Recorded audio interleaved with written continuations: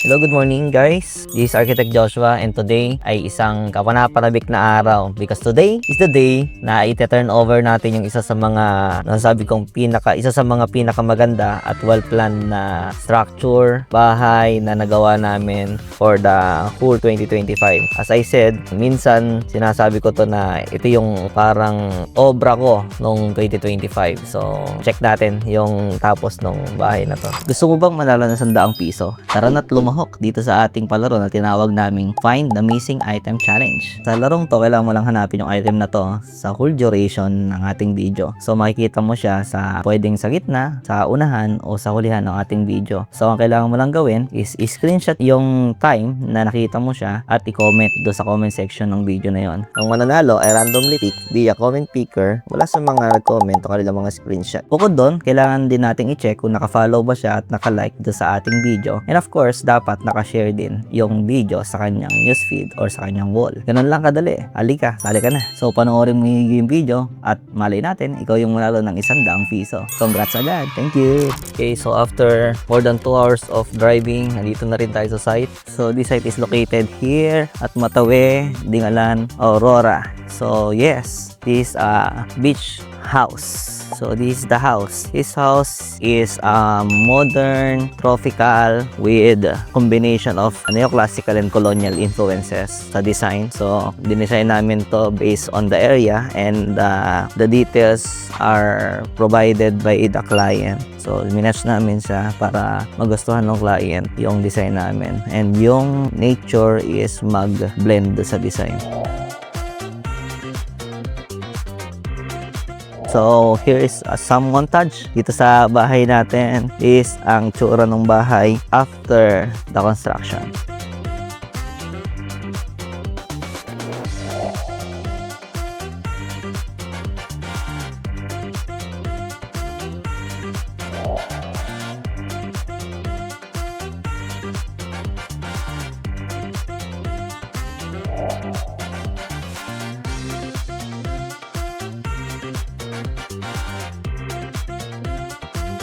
So as we go to the front of the house, pasok tayo dito sa main entrance. Meron tayong big steps right here. Bubukod sa atin yung kanilang main door.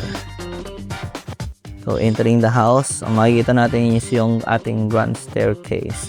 So this will be the living room. This will be the grand staircase. Going second floor.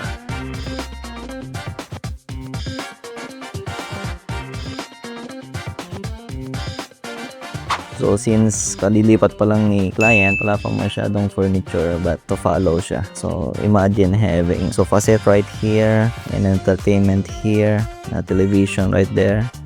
Very relaxing place. So when going upstairs, makikita natin we use wood railings here with a combination ng stainless and glass. And of course, gumamit din tayo ng wood stair steps para sa more aesthetic design ng ating stairs. We also use natural stones from Romblon. So dito na natin siya kinat and installed ng ating mga workers. Then on the other side ng ating stairs, yes, meron tayo ditong balcony.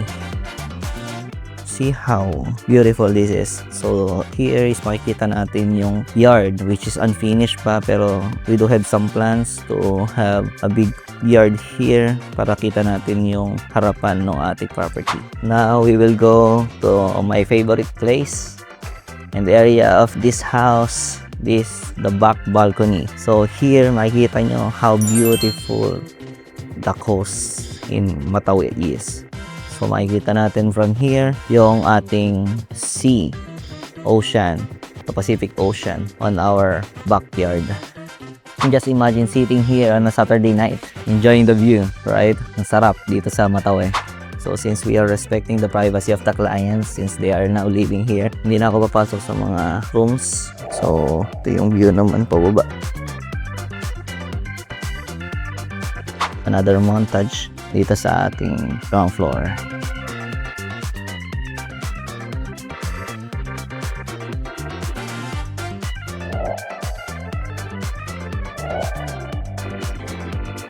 So So upon having here at the living area, we can go straight dito sa backyard. Dito naman sa likod na part is makikita natin yung seashore. So a few steps away is nandito na tayo sa dagat. As you can see, the view is so good and refreshing. Meron na rin pala silang in-install na doyan dito. Montage din from the sea line. And this is the house. So as you can see, how proud I am dito sa project na to. This was started last year and hinabot din kami ng almost a year to construct this one. Merong mga difficulties and all, pero nagawa natin ang paraan. And here we are, having it turned over to our client, and I think masaya naman sila. So thank you for watching and see you on the next.